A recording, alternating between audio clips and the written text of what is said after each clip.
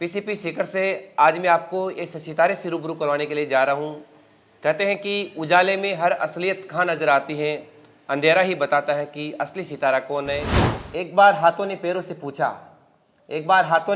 पूछा कि हर बार लोग आपको ही सर झुका के श्रद्धा से क्यों प्रणाम करते हैं, क्यों आपके पैर छूते हैं।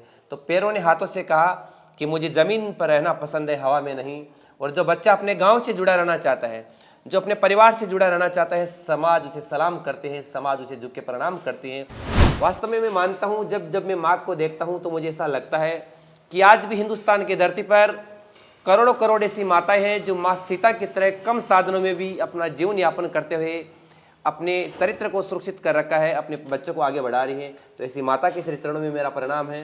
कहते हैं कि माँ की ममता और पिता का जो प्रेम है वो संतान के प्रति बहुत बड़ा गहरा होता है।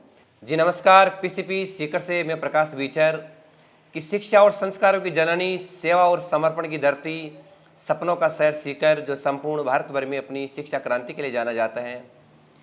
पीसीपी सीकर से आज मैं आपको इस सितारे से रूबरू करवाने के लिए जा रहा हूँ।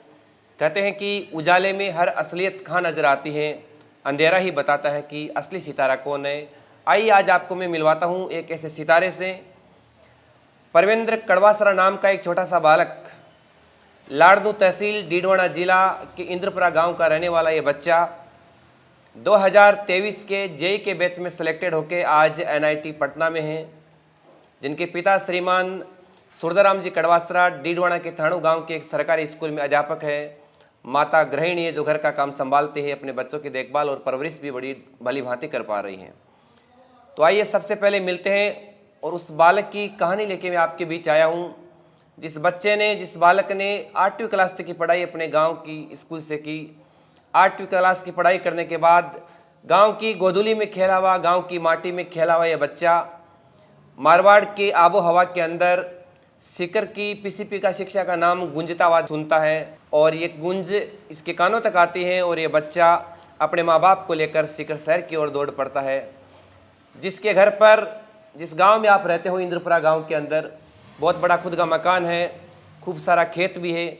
फिर भी एक माँ अपने बच्चे के सपनों को पूरा करने के लिए, एक पिता भी अपने गांव को छोड़कर 10 बाई 10 के एक छोटे से कमरे में रहने लग जाते हैं पालवास रोड स्थित पीसीपी के बिल्कुल पास में, कि किसी न किसी तरीके से मेरे बेटों के सपनों को पंख लगे। और आइए मिलवाता हूँ उस माँ से और उस बच्चे से जिसने अपने परिश्रम की पराकाष्ठा और संघर्षों की भट्टी में जलकर किस प्रकार मेहनत की और आज कहाँ पर हैं। तो सबसे पहले इस बड़ी सफलता की मिठास के लिए परवेंद्र, आप और आपके परिवार को पीसीपी की तरफ से बहुत बहुत बधाई। धन्यवाद सर। परवेंद्र, मैं आपसे जानना चाहूँगा, आप एक साधारण किसान के बेटे हो, जो किसान पिता आज डीडवाना के थाणु गांव के अंदर एक सरकारी अध्यापक है। आपकी माताजी गृहिणी है, गौरी देवी जी हमारे बीच मौजूद हैं। पिताजी वहाँ ड्यूटी करते हैं, अप डाउन करते होंगे यहाँ से। जी सर। तो सबसे पहले तो आप मुझे ये बताइए कि 8वीं क्लास तक की पढ़ाई गांव की स्कूलों से करने वाला बालक, गांव की गोधुली में खेला हुआ बालक सीकर आने का सपना क्यों देखता है?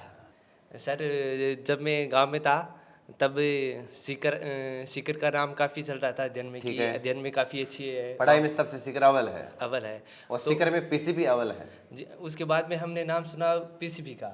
ठीक है। वहाँ पर हमें बोला गया कि अच्छा अध्ययन होता है, तब वहाँ से हम आए सीकर, और वहाँ पर हमने सीकर में आकर हमने पीसीपी को देखा। तो यहाँ पर आकर हमने देखा कि पीसीपी में बच्चों को कैसा रखा जाता है, वहाँ पर टीचर्स कैसे हैं, वो हमें कैसे इंटरेक्ट करते हैं और कैसे गाइडेंस भी करते हैं हमको। इन चीज़ों से प्रभावित होकर आप पीसी प्रिंस में रुके। तो आप कौन से वर्ष आ गए थे प्रिंस में? मैं सर 2018 में। 2018 में। जानकारी के लिए बता दूं, परवेंद्र नाम का एक छोटा सा बालक 8वीं क्लास की पढ़ाई अपने गांव से करने के बाद में 9th और 10th की पढ़ाई प्रिंस एजू हब की अग्रणी संस्थान प्रिंस स्कूल राजस्थान बोर्ड के कैंपस को ज्वाइन करता है। 9th क्लास पढ़ता है। 10th क्लास के पढ़ते पढ़ते जब पीसीपी आईआईटी और नीट का परिणाम घोषित होता है और संपूर्ण भारत भर में पीसीपी अपने विजय का पताका लहराती है, शानदार रिजल्ट परिणामों को देखकर, और पीसीपी से निकलने वाले बच्चे जो जेई के थ्रू शानदार कंपनियों में एक बड़े प्लेसमेंट पर जाते हैं।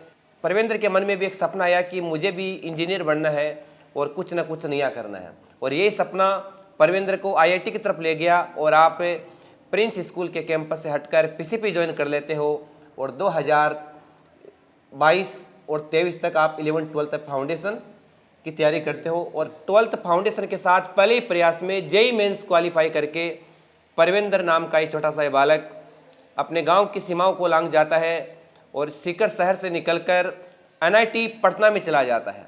परवेंद्र, मैं आपसे पूछना चाहूँगा, जी सर। आज आप एनआईटी पटना हो, आप अपने घर से निकले, घर से निकलने के बाद में आप पीसीपी में आए, तो इस समय के दौरान आपको किन किन लोगों से कौन सी नई चीज़ें सीखने को मिली, बताइए आप।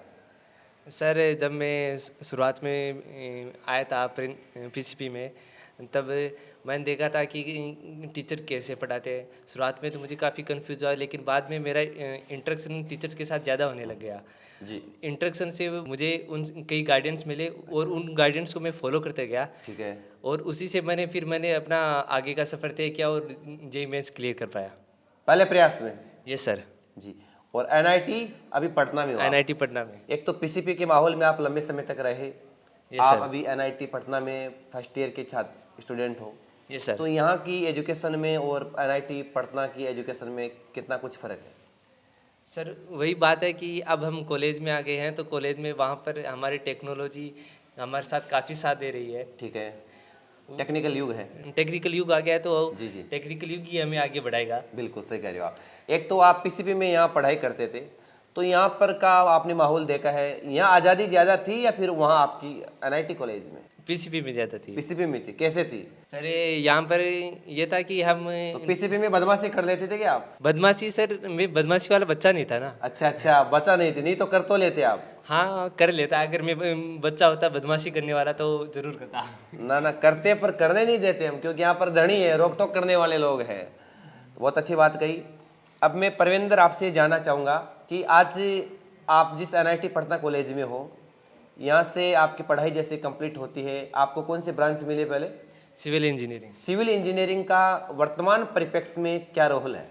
सर आज आप अपने चारों ओर देखिए सर, जो बिल्डिंग खड़ी है, ठीक या है। जो ब्रिज है। परवेंद्र कह रहा है कि जितनी भी बड़ी इमारतें हैं, चाहे वो डैम है, चाहे वो बुर्ज खलीफा है, चाहे वो मुकेश अंबानी का घर है, इन सब में सिविल इंजीनियरिंग का बड़ा रोल, अहम योगदान रहा है। इनके बगैर ये संभव नहीं है। अब आप मुझे ये बताइए, आप एनआईटी पटना कॉलेज में अभी अपनी पढ़ाई कर रहे हो, जैसे ही अच्छी पढ़ाई के बाद आप किसी कैंपस ज्वाइन करोगे, शानदार कंपनियों में आपका प्लेसमेंट हो जाएगा, लाखों करोड़ों के आपको पैकेज मिलेंगे, उसके बाद में आप अपने घर से दूर बाहर रहना परिवार के साथ पसंद करोगे, शहर की चकाचौंध में, या अपने गांव में रहना पसंद करोगे? सर पसंद तो गांव में रहना ही ज़्यादा करेंगे। क्यों? सर गांव में हम बचपन से रहे हैं, वहाँ के लोगों से हमारा काफ़ी मन भी लगता है, और गांव में हरियाली है चारों तरफ। बिल्कुल, बहुत अच्छी बात कही कि वो बुलंदी क्या कि इंसान चढ़े और इंसानियत उतर जाए। एक बार हाथों ने पैरों से पूछा, एक बार हाथों ने पैरों से पूछा कि हर बार लोग आपको ही सर झुका के श्रद्धा से क्यों प्रणाम करते हैं, क्यों आपके पैर छूते हैं? तो पैरों ने हाथों से कहा कि मुझे ज़मीन पर रहना पसंद है, हवा में नहीं। और जो बच्चा अपने गांव से जुड़ा रहना चाहता है, जो अपने परिवार से जुड़ा रहना चाहता है, समाज उसे सलाम करते हैं, समाज उसे झुक के प्रणाम करते हैं। बहुत अच्छी बात कही है। आप चाहे कितने ही बड़े कुछ ना क्यों बन जाए, अगर आपका अपने गांव से लगाव है, और कहते हैं कि गांव की हवा और हकीम की दुआ बराबर काम करती है। जी सर। गांव की हवा और हकीम की दुआ बराबर काम करती हैं। तो वास्तव में आपने बहुत अच्छी बात की, अपनाइत का भाव दर्शाती है कि कितने भी बड़ी बुलंदी पर क्यों ना जाए, कितने पैसे क्यों ना कमाऊं, गांव के ग्वाड़ और जिस गांव की गोदुली में आप खेले हो, वहाँ से अगर आप जुड़े हुए हो तो बहुत अच्छी पॉजिटिविटी की बात है। आप मुझे ये बताइए, एक तो पीसीपी के अंदर आप 9th 10th 11th 12th 4 साल के आपने पढ़ाई की। जी सर। इन 4 वर्षों के दरमियान शिक्षा के बाद में संस्कार, सफलता और सुरक्षा की कई बातें साथ में जुड़ती हैं। ये सर। तो इन चीज़ों में आपको अगर देखें, नोटिस करें, तो सीकर शहर में आप सबसे बेस्ट कैसे आंकोगे? सीकर शहर में सर पीसीपी को अच्छा मानूंगा मैं। जी, कैसे? सर क्योंकि जहाँ पर मैंने देखा है कि बच्चों को एकदम सही तरीके से मैनर्स सिखाए जाते ठीक हैं, है। और उनको कोई भी अदर एक्टिविटीज़ या जो भी कोई ऐसे काम नहीं करते हैं जिनसे कोई बुरा काम हो माना जाए वो। आपने ठीक है, प्रिंस हमेशा शिक्षा के साथ संस्कारों की बात करती हैं, और मैं मानता हूँ कि हर माँ बाप का सपना होता है कि मेरा बेटा, मेरी बेटी 10th क्लास के बाद में 11th में साइंस, मैथमेटिक्स, साइंस, बायोलॉजी ले, वो IITians बने, वो मेडिकल जगत में जाए या वो सिविल सर्विसेज में जाए। पर हर माँ बाप का ये सपना जरूर होता है कि मेरा बेटा पढ़ लिख के सरकारी नौकरी लगे, पर एक सपना ये भी होता है कि मेरा बेटा मेरी बेटी पढ़ लिख के सरकारी नौकरी लगे या ना लगे, उससे मुझे कोई फर्क नहीं पड़ता। वो पढ़ लिख कर एक आदर्श और संस्कारी बेटा जरूर बने, ताकि आने वाले समय में मेरे बुढ़ापे की लाठी बन सके, मेरे बुढ़ापे का सहारा बन सके। और शायद इन्हीं तमाम चीज़ों को ध्यान में रखते हुए प्रिंस आज शिक्षा और संस्कारों के प्रत्येक मापदंडों की कसौटी पर खरा उतर रहा है और बालकों में शिक्षा के साथ संस्कारों का निर्माण कर रहा है। उन्हें समाज के सामाजिक ताने बाने में जुड़े रहने की बातें सिखा रहा है, धर्म की बातें सिखा रहा है। तो इसके लिए पीसीपी परिवार का आप आभार व्यक्त करना चाहोगे? जी बिल्कुल सर। आप अपनी सफलता का श्रेय किसे देना चाहोगे? सर मैं पहले तो अपनी सफलता का श्रेय मेरे माता पिता, ठीक है, उसके बाद में मैं पीसीबी को ज़रूर दूंगा। बिल्कुल। पीसीपी के अलावा पीसीबी में आप लंबे समय तक रहे। जी सर। कई बार आपके साथ ऐसा भी हुआ होगा कि बहुत अच्छे से आपने पढ़ाई की, पढ़ाई के दौरान अच्छी पढ़ाई करते करते भी आपके नंबर कम आए, आप डिमोटिवेट हो गए, शाम को घर पर आए तो आपके टेस्टों में कम नंबर आने की वजह से आपका उतरा हुआ मुंह देखकर आपकी माँ क्या बोलती थी? आप मेरी माँ बोलती थी कि ज़्यादा टेंशन ना ले, आराम से कर, वापस कोशिश कर, तुझे सफलता ज़रूर मिलेगी और अच्छे नंबर भी आएंगे तुझे। जी जी जी, माँ ने हमेशा आपको मोटिवेट किया? जी हाँ सर। आप माँ के घर के काम में हाथ बटाते थे? ये सर। क्या काम करते थे? सर जो भी छोटा मोटा काम जिससे माता जी को हेल्प मिलती। अच्छा, बर्तन धो लेते कभी? ये सर, कभी कभी। बहुत अच्छी बात है। तो लीजिए अब हम बात करते हैं परवेंद्र कड़वासरा की माताजी श्रीमती गौरी देवी हमारे बीच मौजूद है। माताजी नमस्कार, राम राम सा। नमस्कार। माइक थोड़ा पास में रखो। नमस्कार। आपका बेटा इंजीनियर बन चुका है, एक सफल इंजीनियर बन जाएगा आने वाले समय के अंदर। आप मुझे बताइए कि बेटे की इस बड़ी सफलता के बाद में आप बच्चे को किस रूप में देखते हो, कि आपके बच्चे से आपको क्या क्या उम्मीद हो गई, क्या क्या उम्मीदें हैं आप? उम्मीद तो हर माँ को, सबको ही होती है, वैसी मुझे भी। सही कहा आपने, हर माँ को उम्मीद होती है कि मेरा बेटा अच्छा पढ़ लिख जाएगा तो मेरे बच्चे का जीवन सफल हो जाएगा और मेरा बुढ़ापा सुधर जाएगा। और शायद आज के ज़माने में कहीं न कहीं हर माँ बाप अपने बुढ़ापे को लेकर हमेशा चिंतित रहते हैं कि बुढ़ापा कैसा होगा। बाकी समय तो हमने अच्छे से निकाल दिया, ये आपने अच्छी बात कही। और आप मुझे ये बताओ कि आप अपने बेटे को पढ़ाने के लिए एक माँ अपने गाँव को छोड़कर, जहाँ पर बहुत बड़ा आपका घर है, बहुत बड़ा मकान है, तमाम आपके रिश्तेदार, आपके भाई बंधु वहाँ पर है, पर अपने बच्चों को पढ़ाने के लिए एक माँ घर परिवार छोड़कर, अपने गाय भैंस का काम करने वाली, झाड़ू पोछा करने वाली माँ गांव को छोड़कर शहर की तरफ आ जाती है। आपके मन में क्या था कि मुझे सिकर जाकर ही मेरा बच्चा कुछ कर सकता है, गांव में रहकर नहीं कर सकता है? ये इसका पापा का सपना था। पापा का सपना था जी, कि मेरे बच्चों के पास 2-4 साल आप रहो। ठीक है। काम तो हम छोटे से यही खेती बाड़ी का, घर गृहस्थी का यही करते आए हैं। तुम 2-4 साल अपने बच्चों पे ध्यान दो, बिल्कुल ये कामयाब हो जाएंगे तो हम भी कामयाब है। बिल्कुल। आपके पापा जी ने बात आपकी मम्मी को सही कहा कि खेती बाड़ी का काम तो शुरू से करते आए हैं। और वैसे भारत एक कृषि प्रधान देश है और इस कृषि प्रधान देश की जो आत्मा है वो गाँव में बसती है। और गांव और ढाणियों में रहने वाला 80% आदमी आज भी किसान समुदाय से ताल्लुकात रखता है। वो खेती करता है और खेती करके अपने परिवार को पालता है।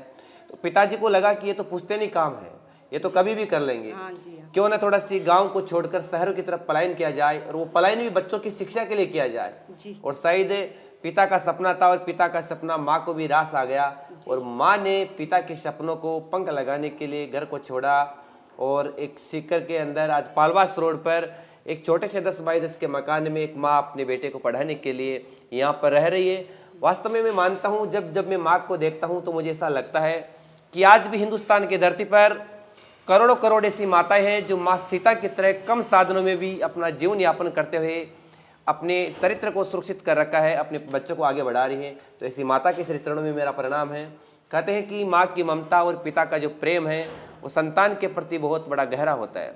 इसी को लेकर आज पिताजी डीडवाना के थाणू गांव के अंदर सरकारी स्कूल में अध्यापक है, पर बच्चे की परवरिश और देखभाल के लिए हमेशा अप डाउन करते हैं। जी हाँ।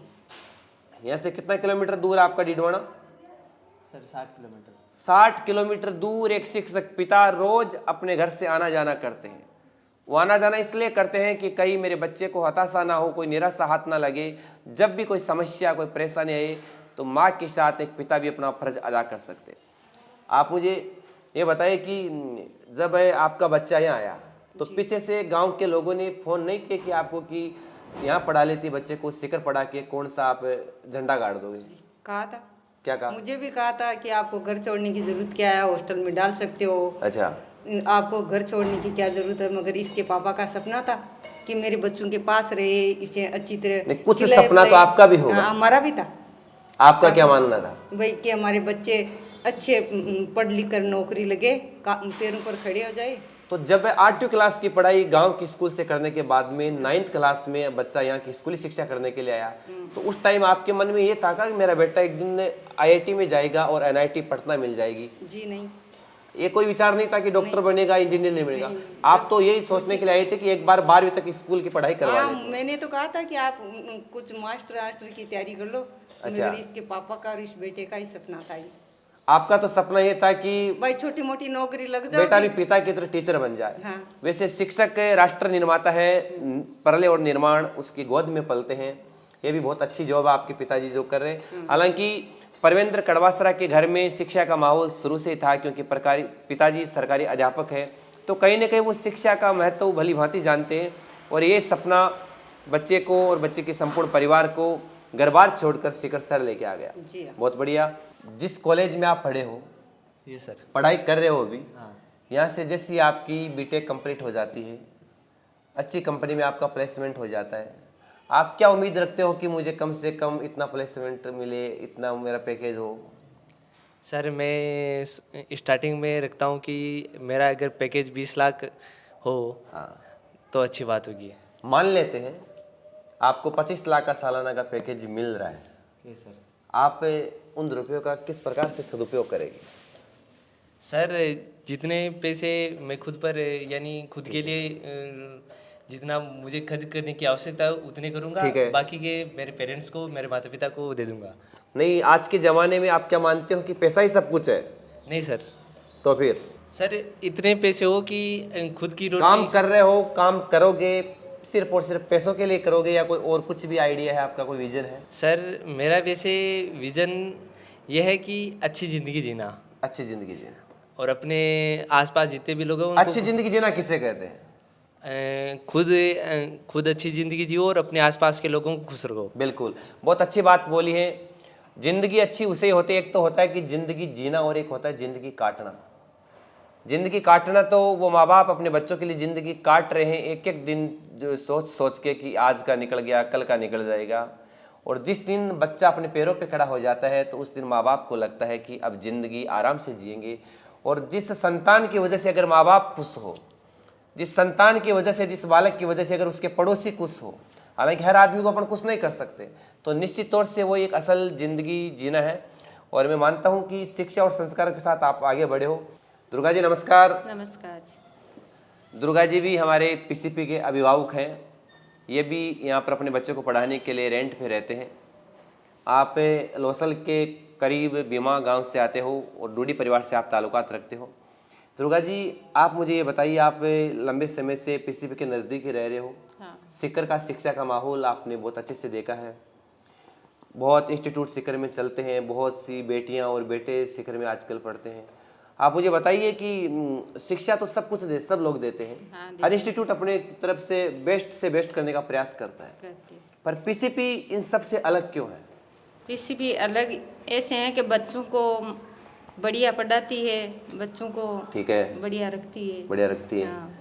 और शिक्षा के साथ संस्कार सिखाती है। सिखाती तो आप मुझे, आपके कितने बच्चे पढ़ रहे हैं अभी सीकर में? हमारे बच्चे 3, तो 2 बच्चे तो मेरे हैं, एक मेरे भाण का है। अच्छा, आपके बहन का लड़का है। हाँ। तीनों बच्चे कहाँ पढ़ रहे हैं? School Prince. प्रिंस स्कूल में पढ़ रहे हैं। तो आप यहाँ कैसे पहुँच गए इतनी बीमा से? किसने बताया आपको प्रिंस के लिए? प्रिंस के स्कूल तो बीमा में भी है, लोसल बीमा में भी, में, बीच में लोसल आ जाता है। पहली माँ का बच्चा लोसल पढ़ता बिहार में। अच्छा, बिहार में पढ़ता जना अगर टेस्ट हम नंबर कम ही आता, ठीक है, कम आता जना ये बोलिया कि वो आप सीकर अन्न टाबरन सीकर गला। बिल्कुल। पच बाद के मान अन महेंद्र जी बोलिया कि वो ते सीकर गलो जना कि वो महेंद्र जी PCP कौन? महेंद्र जी डूडी। महेंद्र जी डूडी जो प्रिंस BED कॉलेज के प्रिंसिपल है। हाँ, अच्छा, प्रिंसिपल। उन्होंने आपको इसके लिए मोटिवेट किया। हाँ। जी जी जी। तो अब तो टाबरा का नंबर बढ़ गया क्या? हाँ अब टाबरा का नंबर बढ़ रहा है, पढ़ाई भी बढ़िया हो रही तो है। जिया लोसल ने छोड़ बत्ती स्कूल छोड़ सिख रहा है तो लोसल वाली स्कूल वाला रोक्या को नहीं कि रुको या तो मत करोगे ना बोलिया अब बढ़ जाएगा नंबर बोलिया कि मैं पढ़ा दे से बढ़िया। अच्छा और पचे टाबरा के अठे स्कूल दिखा लेगा मैं जी जी दिखा लेगा तो टाबर बोलिया कि ओ मैं स्कूल के मानी इमी आसे क्यों। अच्छा एम ऐसे हाँ तो क्यों मैं प्रिंस में जैसे। बेटा सौदो बेटे हो नहीं हाँ तो जिया लोसल स्कूल वाला था नहीं बोलियो कि अब नंबर बढ़ा जाए तो थे बानी क्यों को नहीं कहते पहले घट गया बड़ा वाला क्यों बोलियो क्यों जी पहले तो टाबर है देखो ध्यान कौन दिया टीचर यहाँ को अच्छा कौन टावर पड़ा बड़ा टावर है के बड़ा बड़ा कौन है मैंने तो आपकी तो बतावे इन्हें अच्छा देखो। अच्छा अच्छा अच्छा देखो वैसे हर संस्थान अपनी तरफ से अच्छा करने का प्रयास करता है पर कई बार कई कमियां और खामियां रह जाती हैं जो बच्चों को रास नहीं आती है क्योंकि आज की जनरेशन में 6 क्लास का बच्चा भी हमारे तो प्रिंस में तो 6 क्लास में जो बच्चा पढ़ता है वो ये डिसाइडेड कर लेता है कि मुझे 12वीं के बाद में क्या करना है 5 सालों बाद में क्या करना है मेरा क्या टारगेट है। जो आज की जनरेशन वो पहले से अपडेट है तो बच्चों को कहीं ना कहीं ये लगा कि मैं यहाँ सुरक्षित नहीं हूँ और लोसल छोड़िए आप सीख रहे आज सब ठीक चल रहा है। हाँ बढ़िया बच्चों की रैंक ठीक आ रही है। हाँ बढ़िया आ रही। बच्चे खुश है हाँ बच्चे आप खुश हो हाँ खुश है। माँ बाप खुश है अगर बच्चे खुश है तो सब खुश ही खुश है। बहुत बढ़िया। आप अपनी समाज और सोसाइटी के लिए उन बच्चों के लिए उन बच्चियों के लिए एक संदेश छोड़े जो बच्चे आईआईटी में जाके इस राष्ट्र का मान और इस अपने परिवार और घर का मान बढ़ाना चाहते हैं तो उनको आप बताइए कि आपको किस प्रकार के इंस्टीट्यूट का चयन करना चाहिए और क्यों करना चाहिए और अगर कर भी लिया तो उसके बाद में आपका टारगेट कौन सा होना चाहिए। सर हम टारगेट की बात करें तो बच्चे अपना टारगेट पहले से फिक्स करके रखते हैं। अच्छा और इंस्टीट्यूट की बात करें तो बच्चे अपने आसपास बच्चा आजकल सब कुछ जानता है और वो देखेगा जैसे मैं भी जानता था मैंने भी देखा कि पीसीपी कितनी अच्छी है उस प्रकार से बच्चा भी अपने आसपास देखेगा कि कौन सी इंस्टीट्यूट उसके लिए कौन सी अच्छी इंस्टीट्यूट है। बिल्कुल बिल्कुल। और उसी पर आगे जाकर वो काम करेगा। आपका क्या स्कोर रहा था ऑल ओवर इंडिया में आपकी कौन सी रैंक आई थी और आपकी कैटेगरी ओबीसी वर्ग में कौन सी रैंक आई थी। सर मेरी ऑल इंडिया रैंक 38,641 थी। अच्छा 38,641 641 और कैटेगरी ओबीसी में कैटेगरी ओबीसी में 10,000 प्लस। अच्छा आपकी कक्षा में आप कितने स्टूडेंट थे। हमारी कक्षा में हम 70 प्लस स्टूडेंट थे। जहाँ तक आपको याद है आपके बैच में से आपके जो 7 दोस्त थे उनमें से कितने बच्चे आपके साथ ही निकल चुके थे यहाँ से सिलेक्टेड हो चुके थे। सर जहाँ तक मुझे पता है मेरे साथ 20 से 30 बच्चे निकल गए थे वहाँ से। आपकी उस जिस क्लास में आप बैठ के पढ़ा करते थे। जी हाँ सर। परवेंद्र कड़वासरा ने एक बड़ी बात बोली है कि प्रिंस पीसीपी की जिस क्लासरूम में मैं बैठकर पढ़ा करता था उस क्लास में लगभग 100 बच्चों के संख्या के बराबर बच्चे बैठा करते थे। जी सर। और 100 बच्चों में से 2023 के बैच में एक साथ 25 से 30 बच्चे सेलेक्टेड होकर अच्छी कॉलेजों में चले जाते हैं। यही पीसीपी अपने आप को सबसे अलग बनाती है। तभी तो कहते हैं कि पीसीपी का मुकाबला पीसीपी से। और सीकर आकर अगर पीसीपी नहीं देखा तो कुछ नहीं देखा। तो आइए मैं आपसे आज निवेदन करता हूं कि अगर आप भी आपके लाडलों का शिक्षा के माध्यम से सर्वांगीण विकास करना चाहते हो, अगर आपका सपना है कि मेरा बेटा 12th के बाद में आईआईटी की टॉप कॉलेजों में जाए, मेडिकल जगत की टॉप कॉलेजों में जाए या दिल्ली के राजेंद्र और मुखर्जी नगर की तर्ज पर यूपीएससी की तैयारी करे, अगर सपना है आपके बच्चे का कि आपका बच्चा 12वीं के बाद भारतीय सेना में लेफ्टिनेंट बने तो प्रिंस एजुअप के द्वार पर आइए, संस्थान का विजिट कीजिए और अपने बच्चे के सुनहरे भविष्य के लिए अच्छे संस्थान का चयन करके बच्चे का भविष्य सुरक्षित कीजिए। जी थैंक यू।